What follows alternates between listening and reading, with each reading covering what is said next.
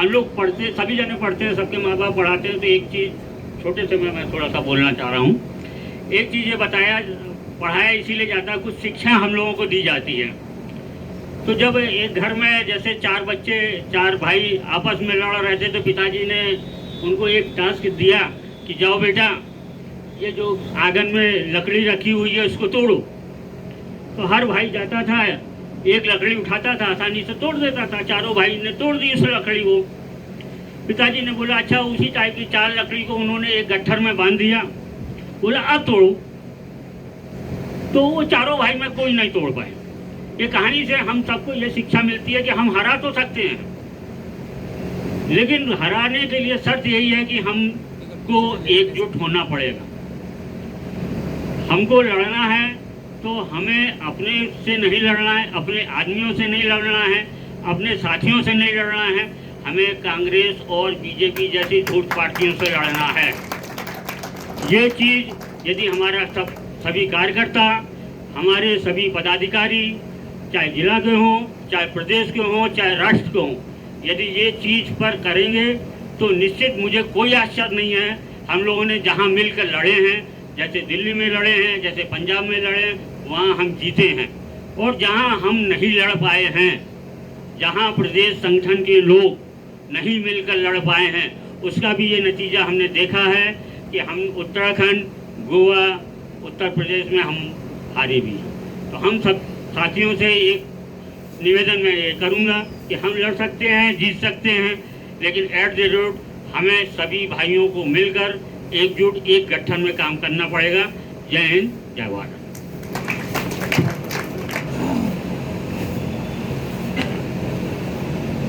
जय हिंद साथियों, आज काफ़ी दिनों के बाद हम सब पुनः इकट्ठे हुए हैं। आप सबका स्वागत है।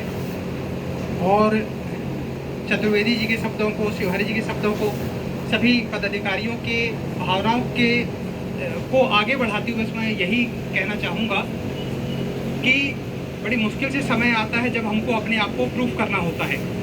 आज फिर वही समय है। आज हमारे सामने चुनौती है। चुनाव चुनौती का ही दूसरा नाम होता है। तो मुझे ऐसा लगता है कि इस चुनौती को हम बिल्कुल सहर्ष स्वीकार करते हैं और हम उसके लिए पूरी तरह से सक्षम भी हैं। और जो कुछ थोड़ी बहुत कमियां हैं तो उन कमियों को दूर करते, क्योंकि देखिए हम मनुष्य हैं और निश्चित तौर पर कुछ ना कुछ कमियां रह ही जाती हैं हम सभी में। तो उन कमियों को देखते हुए, उनको दूर करते हुए, जो आगामी जो अभी समय है जिसमें हमको अपने आप को प्रूव करना है, हम प्रूव करें। और जो भी साथी अच्छे विचार, फ्रूटफुल विचार जो पार्टी के लिए बढ़ोतरी के लिए हो सकते हो, वो जरूर रखें। और सभी की सलाह मशवरा बिल्कुल निश्चित तौर पर स्वीकार की जाएगी। धन्यवाद साथियों।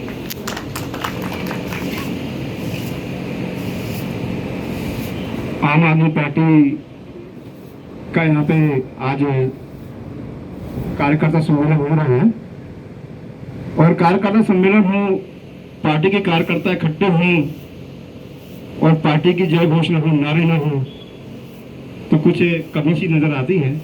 तो सभी लोग नारे लगाएंगे, आम आदमी पार्टी, आम आदमी पार्टी, भ्रष्टाचार का एक ही काल, भ्रष्टाचार का एक ही काल।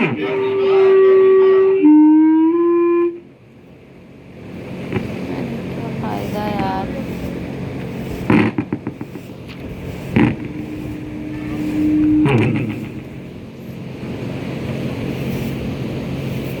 वंदे वंदे। मंचासी प्रदेश संगठन मंत्री डॉक्टर मुकेश जवाल जी, प्रदेश संगठन सचिव जबलपुर जोन प्रभारी आशीष सिंघारा जी, आप सभी का इस मंच में आम आदमी पार्टी के कार्यकर्ताओं की तरफ से बहुत रूप से स्वागत है, वंदन है, अभिनंदन है। साथियों, आज हम चुनाव मोड में आ गए हैं और चुनाव के लिए रणनीति तैयार करने के लिए हम सब यहाँ पे एकत्रित हुए हैं। हमारे बीच में उपस्थित बहुत सारे कार्यकर्ता साथी हैं, इनमें कुछ प्रत्याशी भी हैं जो विभिन्न क्षेत्रों से आए हुए हैं। सभी लोगों का यहाँ पे आम आदमी पार्टी के मंच में स्वागत है। बहुत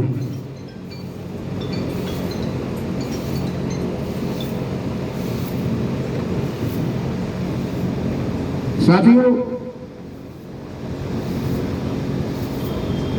एक स्टूडेंट साल भर मेहनत करता है और परीक्षा में बैठता है, इंतजार करता है कि कुछ अच्छे परिणाम आए और वो अच्छे नंबरों से पास हो। आम आदमी पार्टी ने भी जबलपुर में बहुत बड़ी संगठन में संघर्ष किया, लोगों के बीच में पहुंची है, अपनी बात रखी है और पिछले 2 सालों से नगर निगम के जो चुनाव पेंडिंग पड़े हुए थे, वो इन चुनाव की घोषणा अब हुई है और आम आदमी पार्टी उस चुनाव में अपने प्रत्याशी उतारने के लिए यहाँ पे मंथन कर रही है। मैं सभी साथियों से कहना चाहूंगा कि हम सब एकजुट होकर, एक साथ होकर आम आदमी पार्टी इस चुनाव में घरों घर तक दस्तक दे तो हम अच्छा परिणाम लेके आ सकते हैं और निश्चित ही हम अच्छा परिणाम लाने के लिए यहाँ पे एकत्रित हुए हैं, उसी की रणनीति बनाने के लिए यहाँ पे एकत्रित हुए हैं। बहुत ज्यादा शब्दों में अपनी बातों को न रखते हुए, क्योंकि हमें रणनीति बनानी है, प्रेस वार्ता भी अभी होनी है, समय का अभाव है थोड़ा सा, तो मैं अपनी बातों को यहीं भी विराम देके इस पर केंद्रित होकर के अपनी बात रखे आदरणीय आशीष सिंघारा जी।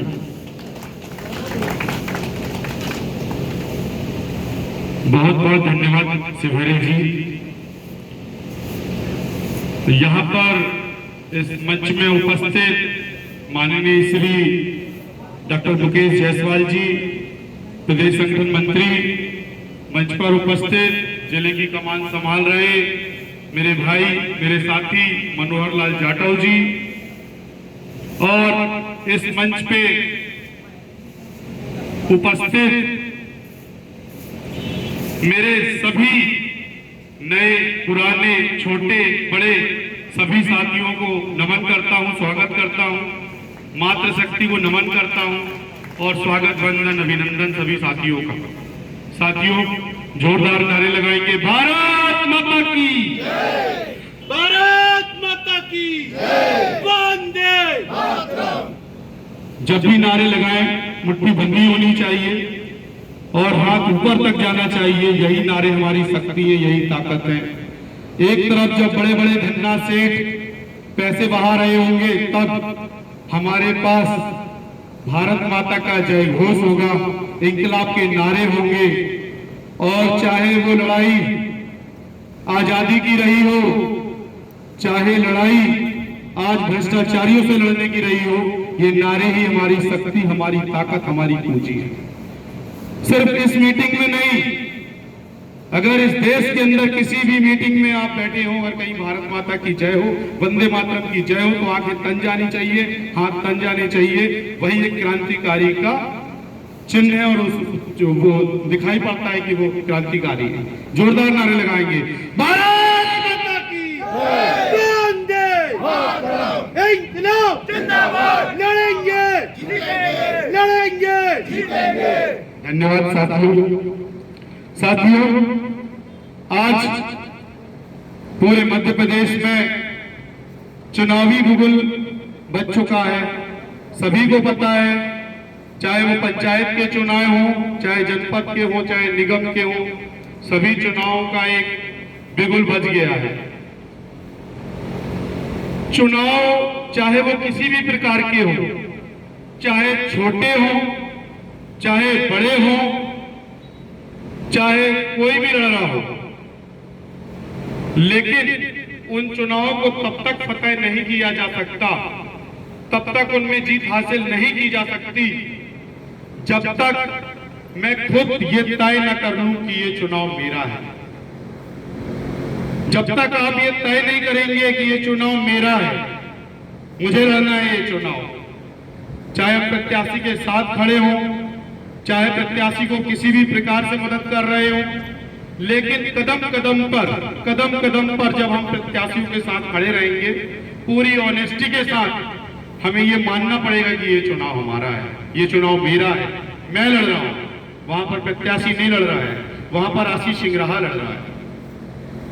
तो पहले तो आप सब लोग अपनी ये सोच बनाइए कि ये जो चुनाव होने जा रहे हैं ये निगम के चुनाव नहीं है, ये चुनाव मेरा खुद का चुनाव है, जिसमें मुझे अपने आप को साबित करना है, अपने आप को सिद्ध करना है, काबिल से काबिल प्रत्याशियों को ढूंढ के लाना है अपने वार्डों से, उन्हें चुनाव लड़ाना है। ये भी मेरी ही जवाबदारी है और हम सबकी जवाबदारी है। खाली हम वक्त का इंतजार ना करें, खाली हम वक्त का इंतजार ना करें कि हमारी इनसे नहीं पट रही तो हम ये नहीं करेंगे, उनसे नहीं पट रही तो ये नहीं करेंगे। एक बार ये चुनाव हाथ से निकल गए तो फिर 5 साल बाद 6 साल बाद ही आएंगे। इस बार तो पता नहीं कितने साल बाद आए, मैं तो ये भी भूल गया। तो सबसे पहले आप ये तय करें कि ये चुनाव मेरा खुद का चुनाव है और मुझे चुनाव लड़ना है। दूसरी चीज, हम बहुत बात करते हैं कि वहां से कौन लड़ेगा, यहां से कौन लड़ेगा, वहां से कौन लड़ेगा। नहीं, जो भी काबिल लोग इस मंच के अंदर में बैठे हुए हैं, इस मीटिंग हॉल के अंदर बैठे हैं, या जो भी मेरी आवाज को सुन रहे हैं, अगर वो सक्षम हैं और वाकई में अरविंद जी का हाथ मजबूत करना चाहते हैं तो सबसे पहले वो खुद नॉमिनेशन करें, अपने अपने वार्डों से नॉमिनेशन करें कि मुझे ये वार्ड दीजिए, मैं इस वार्ड से लड़ूंगा। हमारी भी जिम्मेदारी है कि हम सबसे पहले अपने पुराने से पुराने कर्मठ साथी को चुनाव लड़ाएं, जिसने 8 साल 7 साल 6 साल धूप में पसीने में अपना पसीना बहाया है और जरूरत पड़ी तो खून भी बहाया है। तो पहला कर्तव्य है, जो काबिल है, जो सक्षम है, वो खुद उठ के आगे आए और पार्टी से भेंट करें। हम भी प्रॉमिस करते हैं कि पहले आम आदमी पार्टी के पुराने से पुराने कार्यकर्ता को ही मौका देंगे। तीसरी बड़ी चीज, मैं सहमत हूं ब्रजेश भाई की बातों से भी, मनोहर भाई की बातों से भी। हम सबको मिलकर लड़ना है। 2 बातें हमारे सामने आई हैं, तो मैं आपको बता दूं, हम सब मिलकर ही लड़ रहे हैं तब से, जब से आम आदमी पार्टी का गठन हुआ है। तरीके अलग अलग रहे होंगे, इनके तरीके अलग रहे होंगे, इनके तरीके अलग रहे होंगे, इनके तरीके अलग रहे होंगे। सबकी आंखों में एक ही सपना है कि मध्य प्रदेश में आम आदमी पार्टी की सरकार बने और आम आदमी को न्याय मिल सके। मुझे नहीं लगता कि हाँ, आम आदमी पार्टी का नया पुराना एक भी साथी ऐसा हो जिसकी आंखों में सपना न पल रहा हो। एक भी ऐसा साथी नहीं है जो यहाँ नहीं है, इस मंच पे, इस मीटिंग में भी नहीं है, उसकी आंखों में भी एक ही सपना है कि कुछ ऐसा हो कि जो दिल्ली में व्यवस्था चल रही है वो मध्य प्रदेश के लोगों को भी व्यवस्था मिल सके। हम सबने एक ही सपना देखा है। और पांचवी और बड़ी बात, एक साथ की तो बात करिए, कोई मत करिए। हम जन्म जन्म के साथी हैं। जिसने झाड़ू पकड़ी है, जिसने टोपी पहनी है ना, समझ लीजिए उसने जन्म जन्म का रिश्ता है हम सब लोगों का एक दूसरे के साथ।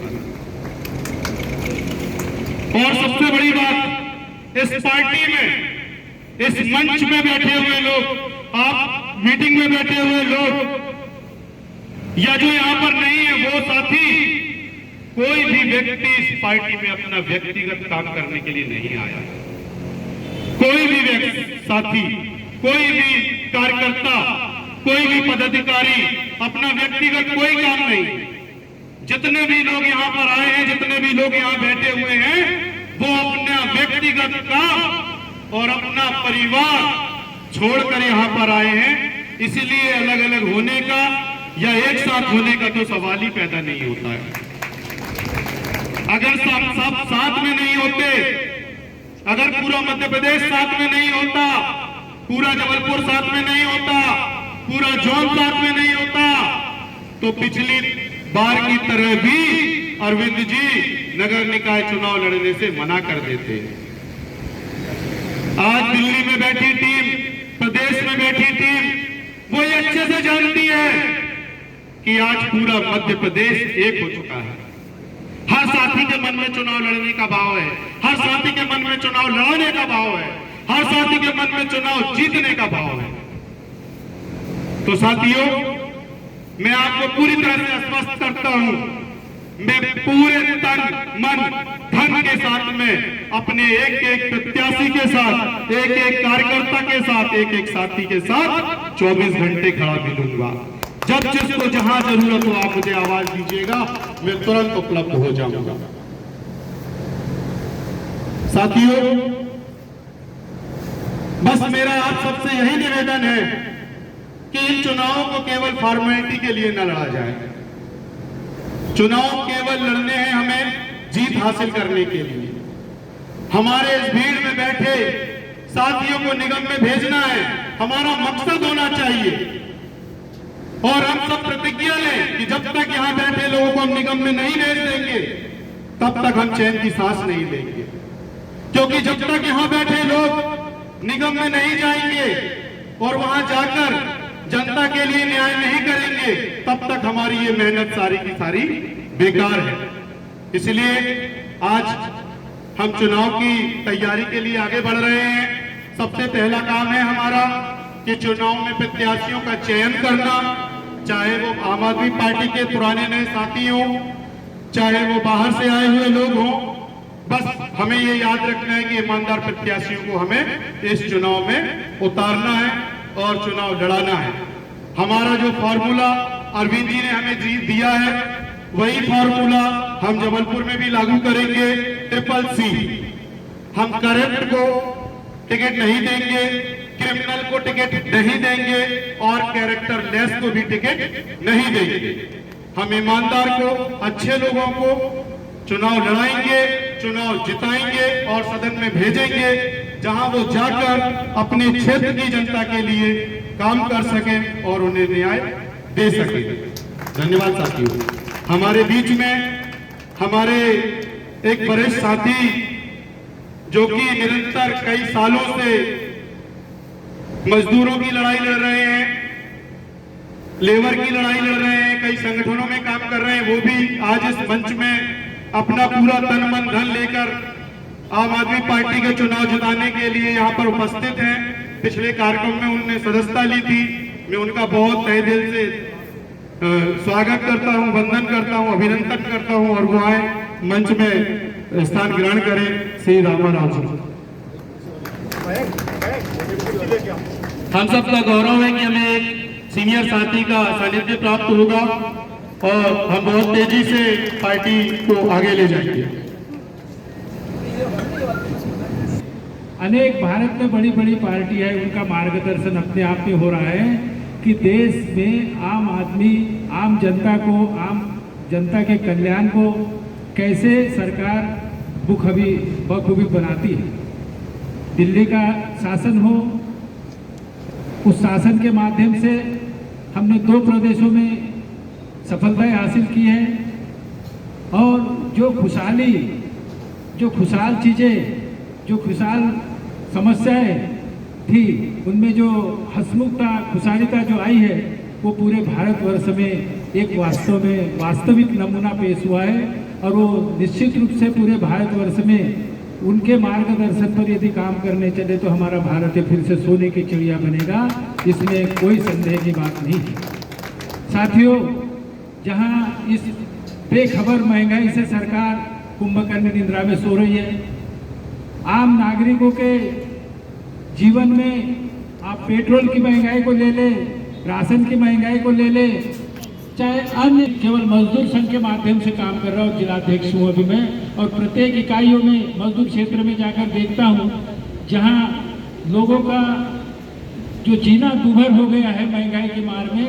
और सरकार जहाँ ग्रामीण क्षेत्र के विकास की बात करती है, ग्रामीण क्षेत्र में आप जाकर देखें तो महंगाई इससे कंट्रोल नहीं हो गई कि हम प्रत्येक व्यक्ति को 1 रुपया किलो, 2 रुपया किलो, 3 रुपया किलो गेहूँ और चावल देकर मुफ्त में खाना देकर उनको केवल कुंभकर्ण निद्रा में उन भाइयों को भी सुला रही है जो देश के हित में नहीं है। उनकी शिक्षा की व्यवस्था, उनके रहने की व्यवस्था, उनके खान पान की व्यवस्था, उनके मेहनत की व्यवस्था, रोजगार के अवसर के केंद्र होना चाहिए। ये तब हमारे भारत का विकास निश्चित रूप से संभव है। ऐसे हमारा संभव नहीं है कि हम किसी को मुफ्त में सारी चीजें बांटते रहे। मुफ्त में बांटने का मतलब ये नहीं कि कौन सी चीजें बांटी जानी चाहिए। कहाँ हमारे महंगाई की मार पड़ रही है। मजदूरों को बिल्कुल आप साक्षरता अभियान के तहत यदि आप अच्छी शिक्षा हम नहीं दे पाए, प्रोफेशनल शिक्षा हम नहीं दे पाए, व्यवसायिक शिक्षा हम नहीं दे रहे और शिक्षा में व्यवसायीकरण शामिल न करें तो वो शिक्षा आज के युग में अगर अंतर्राष्ट्रीय बाजार को देखा जाए, अंतर्राष्ट्रीय देशों को देखा जाए तो ये शिक्षा हमारी किसी काम की नहीं है। फटाके की तरह है, गोला बारूद की तरह नहीं है जो भारत को ऊंचे से ऊंचे स्थान पर ले जाया जा सके।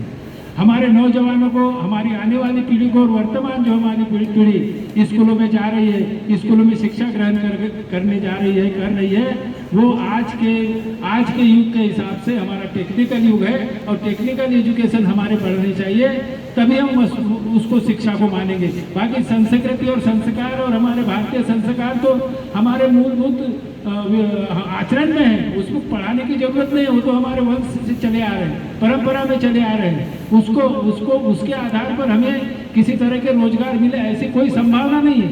संभावना ये है कि हमारे पूरे देश में हमने कहा था कि हम पिछली गवर्नमेंट ने कहा था कि बेरोजगारी के सवाल पर हम हर साल हम 3 लाख लोगों को रोजगार देंगे, 6 लाख लोगों को रोजगार देंगे। लेकिन आज आप देख रहे हैं 10-10 लाख लोग हर साल बेरोजगार हो रहे हैं, हाहाकार मचा हुआ है और रोजी रोटी के लिए आदमियों का शोषण बढ़ रहा है। आज आप देख लीजिए पूंजीवाद को बढ़ावा देने के सारे प्रयोग चल रहे हैं यहाँ पे। सरकारी संस्थानों को देख लीजिए, कल कारखानों को देख लीजिए। पिछली सरकारों में 1947 के बाद में, आज़ादी के बाद में बैंकों का राष्ट्रीयकरण हुआ और अन्य संस्थाओं का राष्ट्रीयकरण हुआ, BSNL का राष्ट्रीयकरण हुआ, औद्योगिक संस्थाओं का राष्ट्रीयकरण हुआ और ये जो डिफेंस के कारखाने, सुरक्षा के कारखाने जो अत्यंत गोपनीय माने जाते हैं, तीनों सेनाओं के लिए हम जहाँ हमारे देश में सामान तैयार करते हैं, इसमें गोपनीयता थी। ये पहाड़ों के अंदर इनका सामान छुपाया जाता है, पहाड़ों के अंदर इनको बनाया जाता है। अदृश्य शक्तियाँ उसको अदृश्य रहे हमारी विदेशी ताकतों से, दूसरी ताकतों से, वो विध्वंसकारी ताकतों से कारखाने गुप्तचर स्थानों में रहे, उनकी किसी प्रकार को किसी तरह की जानकारी न हो। ऐसे संस्थानों को निगम को दे दिया पिछले जून जुलाई में, 1 साल होने जा रहा है मेरा, जहाँ तक 6-8 महीने होने जा रहे हैं। तो ये जो हमारे लड़ाई का सामान बनाने जा रहे हैं वो पूंजीपति वर्ग बनाएगा। पूंजीपति वर्ग जब इस सामान को बनाएगा और जब हमारे देश के ऊपर संकट आएगा तो हमारे देश का जो चरित्र बिगड़ा हुआ है, बड़े बड़े पार्टियों के नेता बिक जाते हैं, बड़े बड़े पार्टियों के नेता इस देश की गोपनीयता दे देते हैं। जब ये कारखाने उन बेईमानों के हाथ में चले जाएंगे तो देश की जो सुरक्षा व्यवस्था है, देश की गोपनीयता है, ये कहाँ कायम रह पाएगी। और ये सरकार बोलती है कि हम गोपनीयता कायम रखेंगे, हम विश्व में 10वें नंबर पर है। अरे 10वें नंबर पर आप पूंजीपतियों के हाथ में है, सरकार के हाथ में कुछ नहीं है। ये झूठा वादा कर रहे हैं, झूठी बात बोल रहे हैं। रेलवे जहाँ पर रेलवे 24 घंटे यहाँ पर पैसा उगलती है, 24 घंटे हर सेकंड पर पैसा उगलती है मशीन। ये हमारी नेटवर्क व्यवस्था इतनी अच्छी है रेलवे की, जो इसको भी एक घाटे में सो करके और कुछ रेलवे का भाग इन्होंने प्राइवेट को दे दिया है। ये बोलते हैं कि केवल हम प्रशासन चलाएंगे, जहाँ पर चोर ही चोर करेगा उसको पकड़ेंगे और पैसा लेकर फिर उसको छोड़ देंगे। मतलब भ्रष्टाचार से बढ़ावा देंगे, भ्रष्टाचार से बचाएंगे और भ्रष्टाचार इस देश में पर्याप्त मात्रा में फैला देंगे। ये हमारे सरकार की अगली व्यवस्था होगी। इस व्यवस्था से हटकर आम आदमी पार्टी को काम करना है। जो इन पार्टियों ने जो देश को बेचने का काम किया है, उसको बचाने के लिए आम आदमी पार्टी पूरे भारतवर्ष में ये अपने चुनावी तौर पे भाग लेने जा रही है। और मध्य प्रदेश में जहाँ तक अभी इस बार हमारे चुनाव चल रहे हैं, हमारे भारतवर्ष में मध्य प्रदेश में जो ग्राम पंचायत के चुनाव है, अभी पार्षदों के चुनाव है, अभी निगम के चुनाव है। इस निगम के चुनाव में आम आदमी पार्टी के प्रतिनिधि के रूप में पार्षद चुन के जाना चाहिए। ये जिम्मेदारी आप सबकी, हमारी सबकी है। और आपके पास कितना कुछ है कहने के लिए, कितना कुछ है पाने के लिए। आपके लिए तो पूरा मैदान खुला हुआ है। आप जहां से दौड़ लगाना चाहे दौड़ लगा दीजिए और अपना मैदान जीत लीजिए। अभी आप खुला ऑफर है आपके सामने, खुली चुनौती है, खुली चीजें हैं आपके सामने, सारी चीजें।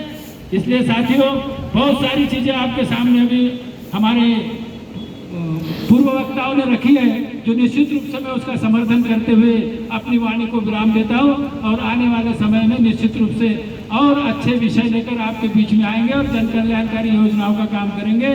इन शब्दों के साथ में मैं अपनी वाणी को विराम देता हूँ। जय हिंद, जय भारत।